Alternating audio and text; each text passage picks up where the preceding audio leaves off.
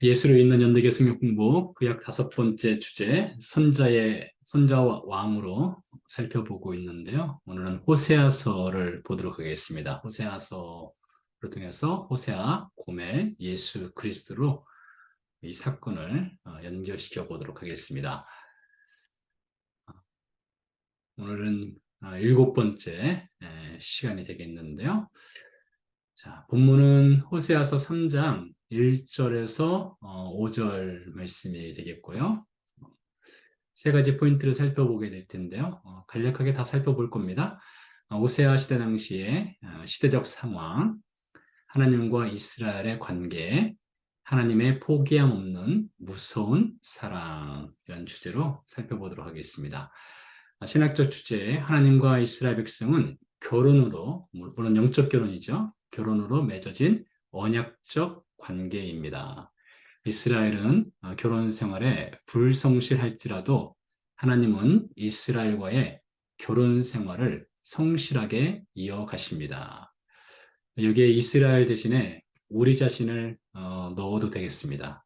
우리 자신을 넣어서 우리는 결혼 생활에 불성실할지라도 하나님은 우리와의 결혼 생활을 성실하게 이어가십니다. 이렇게 말해도 괜찮겠습니다. 그리스도와 연결점, 호세아 선지자는 예수 그리스도를 고멜, 호세아의 아내죠. 고멜은 죄인을 상징합니다. 호세아, 예수 그리스도는 고멜, 죄인을 자신의 생명값을 지불하시고 사심으로 하나님의 포기하지 않는 사랑을 보여주십니다. 이 호세아서는 전에 설교를 통해서 함께 살펴보기도 했는데요. 이 호세아서는 구약 성경에서 예수 그리스도, 군 하나님의 사랑을 가장 명확하게 그리고 가장 멋지게 표현한 성경이 아닌가 싶습니다. 자, 오늘 말씀 3장 1절부터 5절까지를 먼저 읽어보도록 하겠습니다. 여호와께서 내게 이르시되, 즉 호세아 선지자가 되겠죠. 이스라엘 자손이 다른 신을 섬기고 건포도 과자를 즐길지라도 여호와가 그들을 사랑하나니 너는 또 가서 타인의 사랑을 받아 음녀가 된 그 여자 고멜을 사랑하라 하시기로. 내가 은 15개와 보리 한 호멜 반으로 나를 위하여 그를 사고 그에게 이르기를 너는 많은 날 동안 나와 함께 지내고 음행하지 말며 다른 남자를 따르지 말라. 나도 내게 그리하리라 하였노라. 이스라엘 자손들이 많은 날 동안 왕도 없고 지도자도 없고 제사도 없고 주상도 없고 에봇도 없고 드라빈도 없이 지내다가 그 후에 이스라엘 자손이 돌아와서 그들의 하나님 여호와와 그들의 왕 다윗을 찾고 마지막 날에는 여호와를 경외함으로 여호와와 그의 은총으로 나아가리라. 자, 하나님께서 호세아 선지자에게 집을 나간 고멜을 다시 데려오라 라는 말씀이 되겠는데요. 호세아 선지자 시대 당시의 시대적 상황은요, 주전 8세기가 되겠습니다. 북이스라엘이 거의 멸망에 치달은 상황이 되겠는데요. 당시 북이스라엘의 왕은 여로보암이 되겠습니다. 여로보암 2세가 되겠습니다. 여로보암 1세가 있고 2세가 있어요. 여로보암 1세는 북이스라엘 왕국을 건국한 사람이 되겠고요. 그 후에 또 다른 여로보암이 있는데 이 사람은 여로보암 2세가 되겠습니다. 여로보암 2세 당시에 호세아가 선지 사역을 하게 되는데요. 여로보암 시대의 상황을 열왕기하 14장에서 이렇게 증언합니다. 이스라엘 왕 요아스의 아들 여로보암이 사마리아에서 왕이 되어 41년간 다스렸으며 상당히 오랜 기간 왕으로서 나라를 다스리게 되었죠. 여호와 보시기에 악을 행하여 이스라엘에게 범죄하게 한 느밧의 아들 여로보암, 다시 여로보암이 등장하잖아요. 이 여로보암은 여로보암 1세가 되는 것입니다. 북이스라엘을 건국한 왕이 되죠. 여로보암의 모든 죄에서 떠나지 아니하였더라. 이스라엘의 하나님 여호와께서 그의 종 가드 헤벨 아미떼의 아들 선지자 요나를 통하여, 자, 선지자 요나가 등장을 하게 되는데요. 요나와 호세아는 같은 시대의 선지자가 되겠습니다. 주전 8세기를 흔히 선지자 전성시대라고 말하는데요.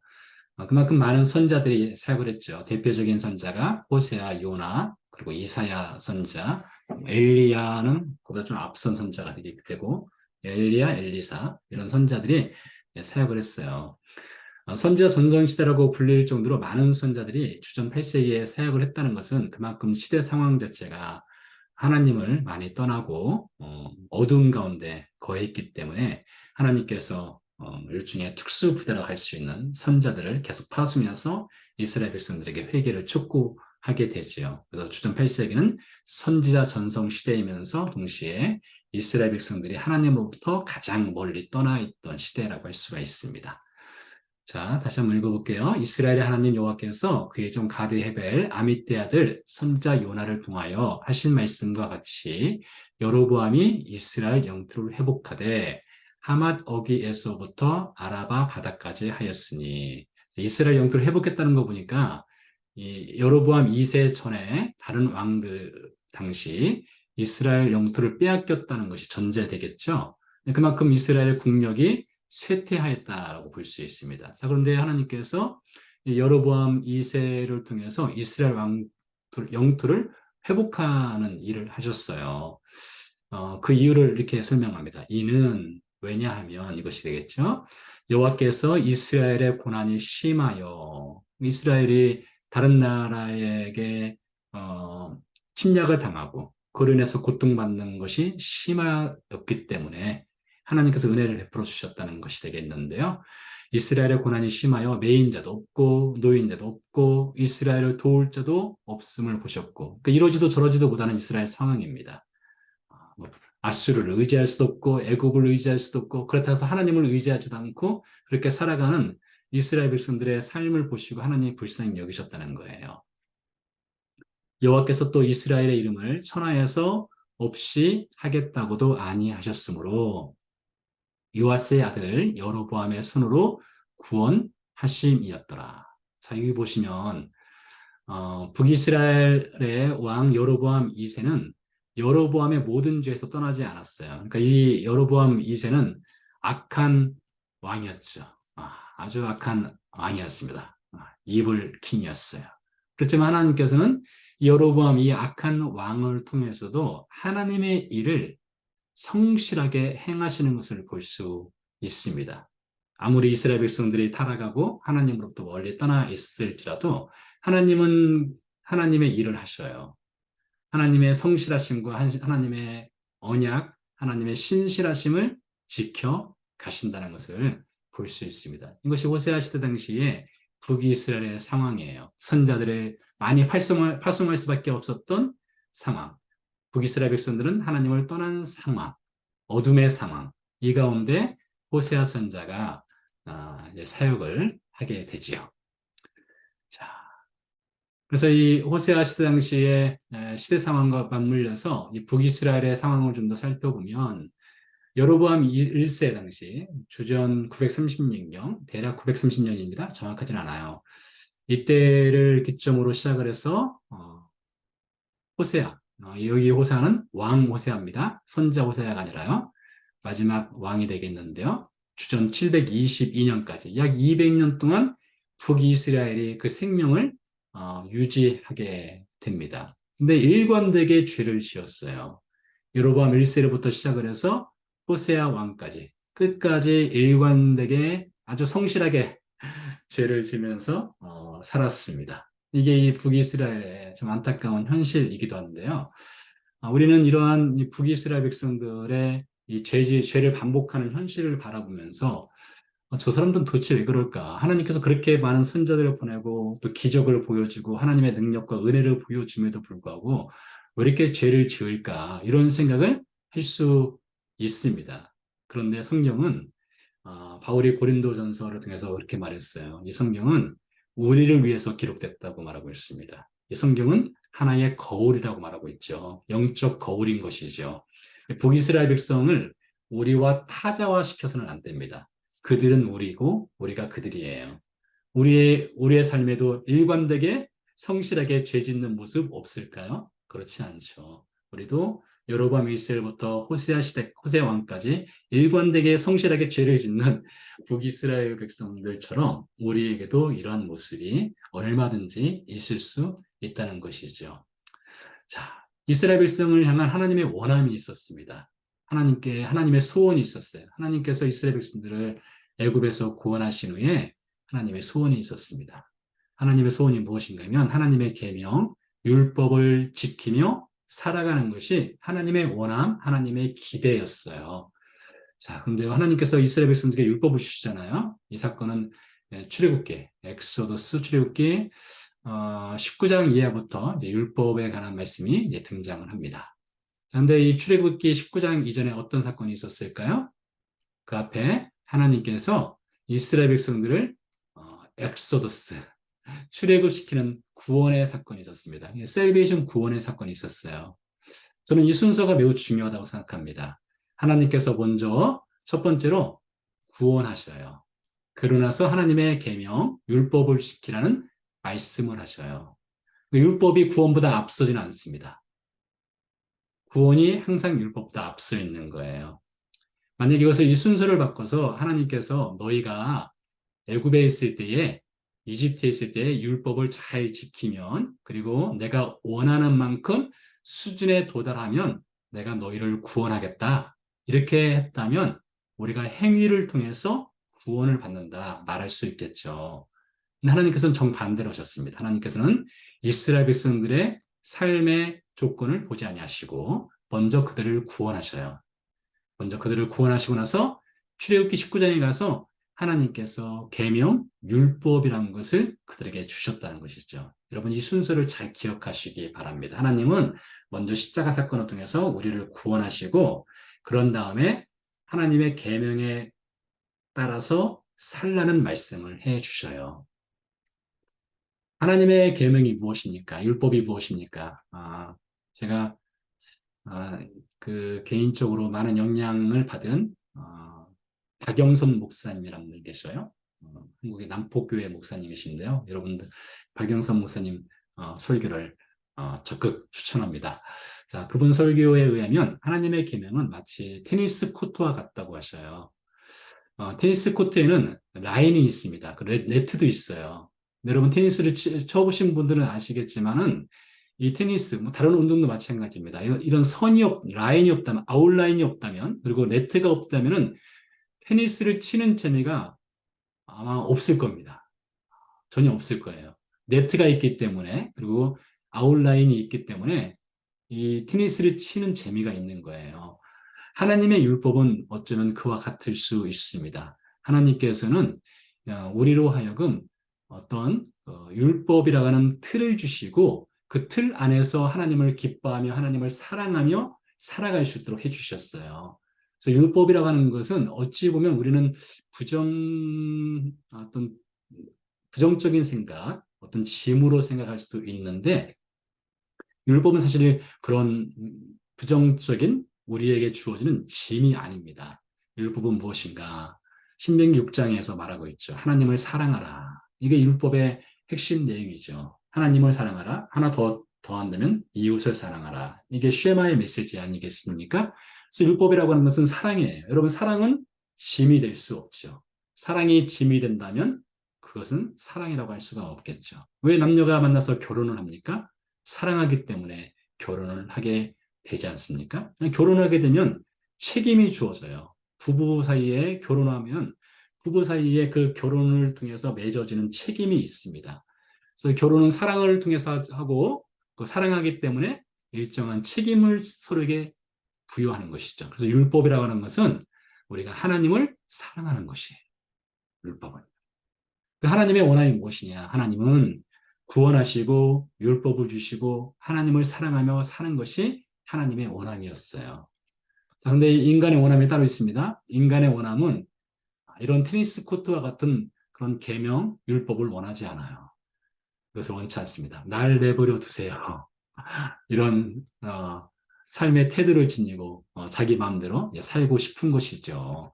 그래서 쉐마가 따로 있습니다. 사람이 사람에게 말하는 쉐마가 있어요. 이 쉐마는 무엇인가 하면 나를 사랑하라. 자기 중심적이에요. 자기 이기적이고 나만을 사랑하라.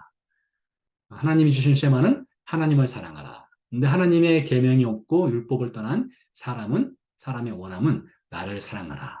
나를 사랑하라니까 불륜도 있고 결혼 생활에 전혀 무책임한 삶을 살아가게 되는 것이죠. 그래서 이 호세아서에 보면은 이 고멜이라고 하는 여인이 호세아 선지자를 떠나서 다른 남자에게 이제 가게 되는데 그것을 가지고 하나님이 이스라엘 백성들이 하나님을 떠나서 무엇을 찾아가는가를 말씀하셔요. 하나님을 떠나서 이스라엘 백성들이 찾아가는 것이 무엇이냐? 떡, 물, 양털, 기름, 술 이런 것을 찾아가요. 자신을 만족시킬 수 있는 그런 것들을 이스라엘 백성들이 찾아가죠. 나의 원함을 이루어질 수 있는 것들을 찾아가게 되죠. 그래서 하나님께서 참 이러한 이스라엘 백성들에 대해서 하나님이 어떠한 일을 행하십니까? 하나님께 이렇게 반복적으로 죄를 짓는 이스라엘 백성들을 하나님이 원하신다면 리셋 버튼을 누르실 수 있어요. 하나님은요. 리셋 버튼을 눌러서 처음부터 다시 시작할 수 있어요. 여러분 글을 쓰시다가 잘못 눌러서 리셋 버튼 누르신 분들 있을 겁니다. 저도 이제 글을 자주 쓰는 사람이라서 글을 쓰다가 실수로 다 지워버리는 그런 황당한 경험들을 할 때가 있었는데요. 하나님께서 원하신다면 리셋 버튼 눌러서 처음부터 다시 시작, 골치 아프다 이렇게 하실 수 있을 거예요. 근데 하나님은 그렇게 하지 않으셔요. 하나님은 결혼에 대한 거룩한 책임을 지신 분이십니다. 하나님은 이스라엘 백성과 언약적 결혼 관계를 유지하기 때문에 그분은 거룩한 책임을 지셔요. 오늘 이렇게 말씀하셔요. 오늘 말씀에 보면 여호와께서 또 이스라엘의 이름을 천하에서 없이 하겠다고도 아니하셨으므로 그렇게 범죄하고 하나님을 떠나기를 밥 먹듯이 하지만 하나님을 떠나서 다른 남자에게 가지만 하나님은 이스라엘 이름을 천하에서 없이 하겠다고 아니하셨대요. 이게 하나님의 거룩한 책임이며 하나님의 신실하심이세요. 자, 그래서 하나님은 이러한 거룩한 책임을 지기 위해서 하나님의 포기함 없는 무서운 사랑을 보여주셔요. 무서운 사랑이에요. 그 사랑이 어떻게 등장하는가 하면 오늘 호세아서에서는 선지자 호세아와 음란한 여인 고멜의 결혼을 통해서 하나님이 이스라엘 백성들을 아주 크레이지하게 사랑한다는 것을 보여주시죠. 우리에게도 그대로 적용되는 겁니다. 여러분 선지자 호세아, 선지자가 음란한 여인과 결혼한다? 이것은 사실 쇼킹한 사건이죠. 있을 수 없는 일입니다. 물과 기름이 만나는 것이고 어둠과 빛이 하나가 되는 것입니다. 근데 하나님께서 그런 일들을 행하셔요. 이 일을 통해서 하나님이 그 크레이지한 러브를 보여주셔요. 자, 호세아는 어떤 뜻이 있습니까? 호세아는 하나님은 구원이시다라는 뜻이 있어요. 고멜, 호세아의 아내죠. 아내는 충분하다라는 뜻이 있습니다. 충분하다.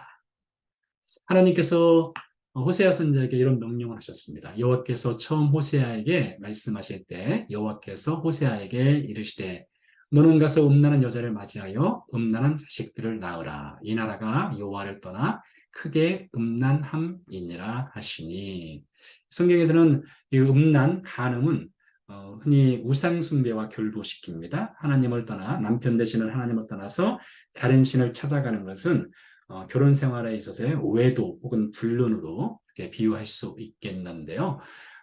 이제 이스라엘 백성들이 다른 신을 찾아가는 것을 가지고 하나님은 음란하다 이렇게 말씀하셨어요. 쇼킹한 것은 말씀드린 대로 호세아에게 선지자 호세아에게 음란한 여자를 와 결혼하여 음란한 자식들을 낳으라 했죠. 호세아가 충분하다라는 의미를 지닌 고멜이라는 여인과 결혼을 하게 됩니다. 그리고 그 사이에 자녀들이 태어나요. 3명의 자녀들이 태어납니다. 첫 번째는 이스르엘이라는 아들이 태어납니다. 이스라엘은 그 뜻이 신이 씨를 뿌린다라는 뜻이 있어요.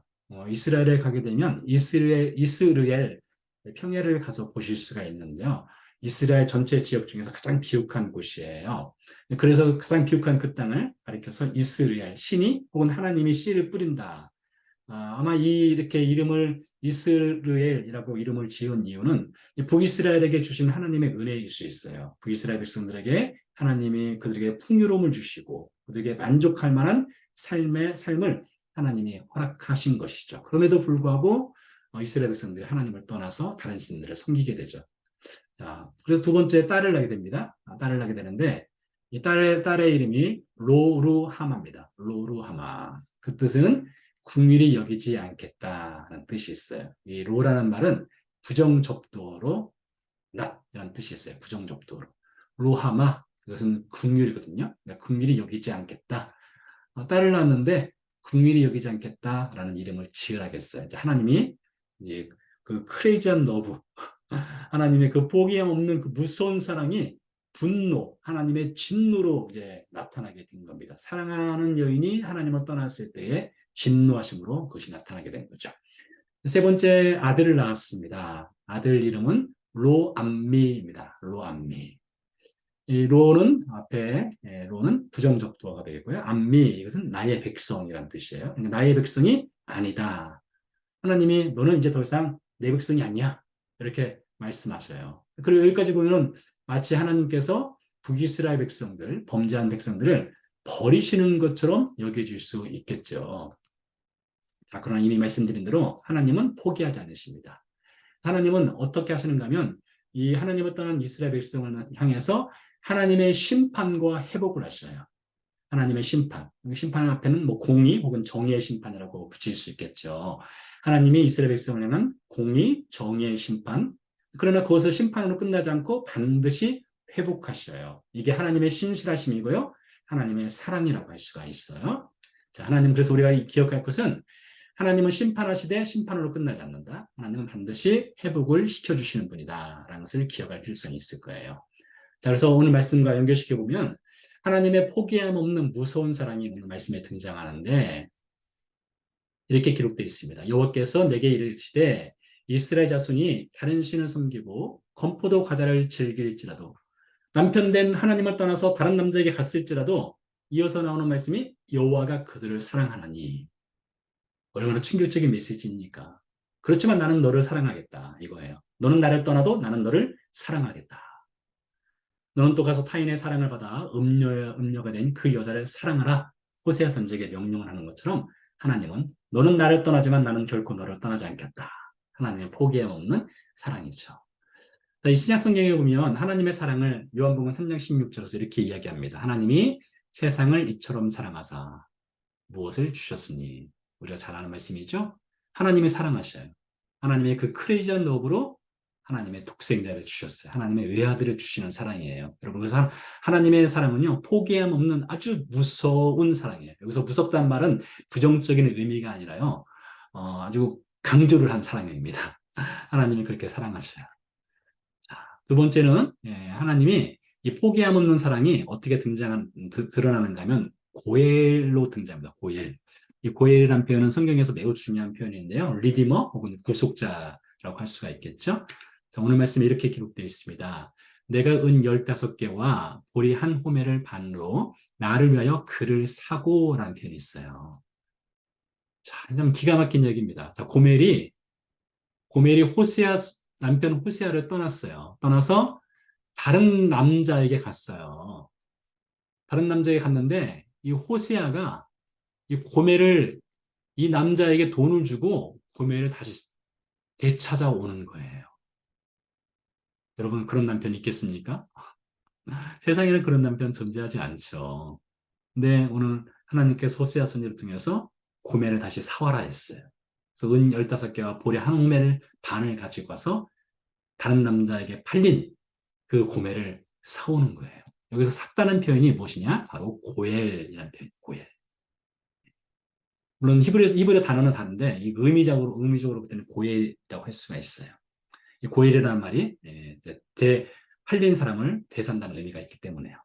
자, 그에게 이르기를 너는 많은 날 동안 나와 함께 지내고 음행하지 말며 다른 남자를 따르지 말라. 나도 내게 그리하리라 하였노라.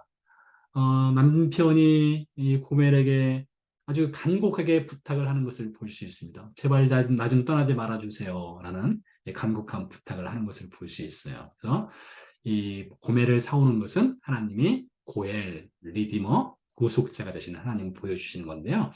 신약성경에 보면 이런 표현이 있습니다. 값으로 산 것이 되었은즉 그런즉 너희 몸으로 하나님께 영광을 돌리라. 여기도 보면 값으로 샀다는 표현이 있지 않습니까? 위에서 그를 사고와 똑같은 표현인데요.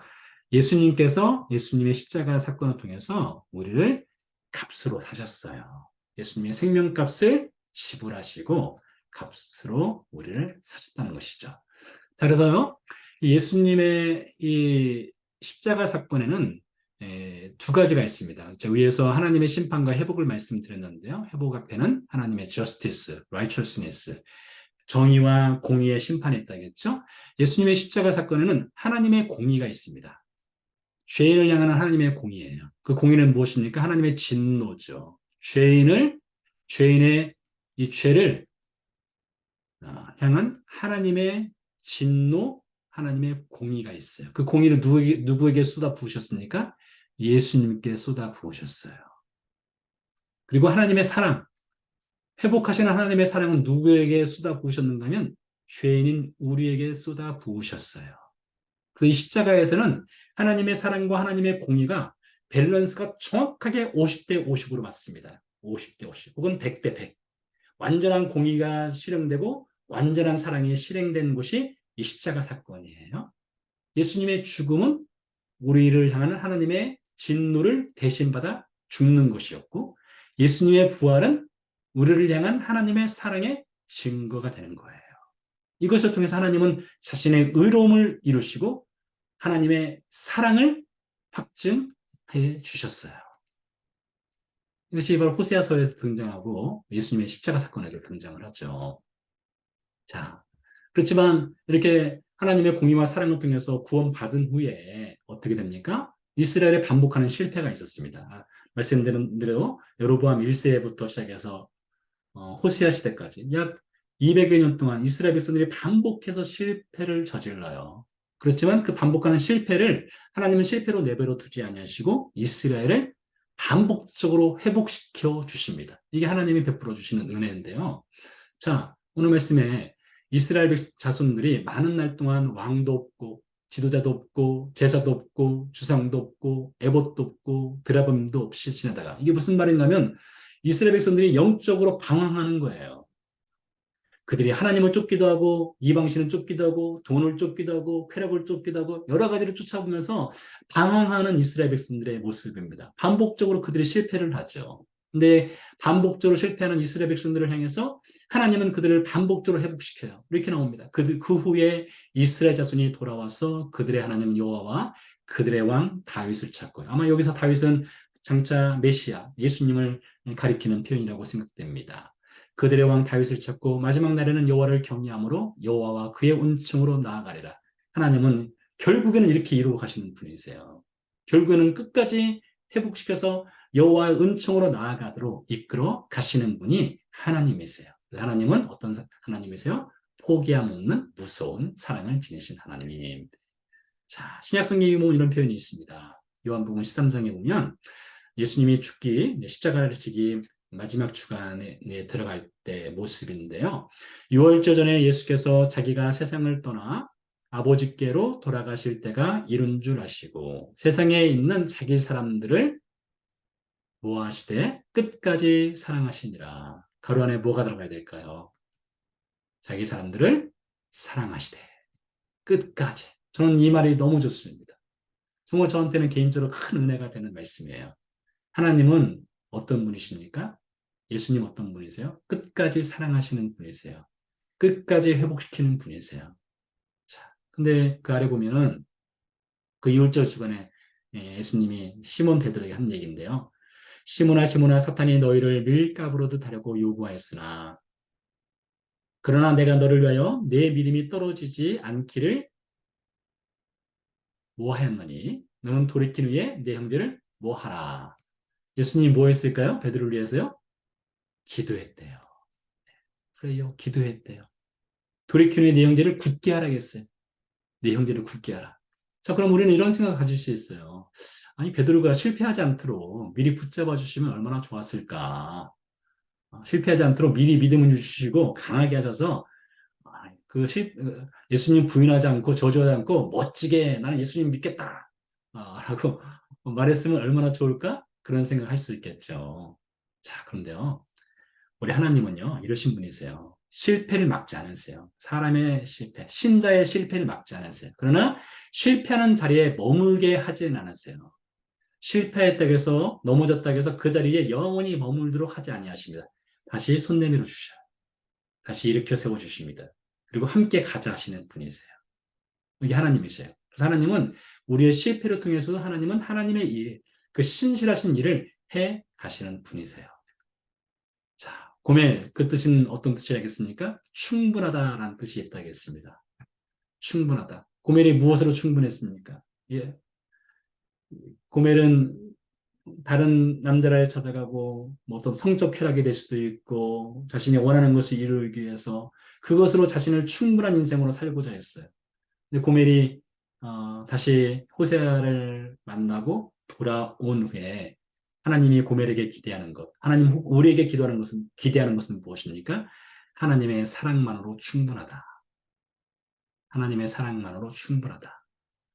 그러한 신자로 하나님은 우리를 키워가시는 분이십니다.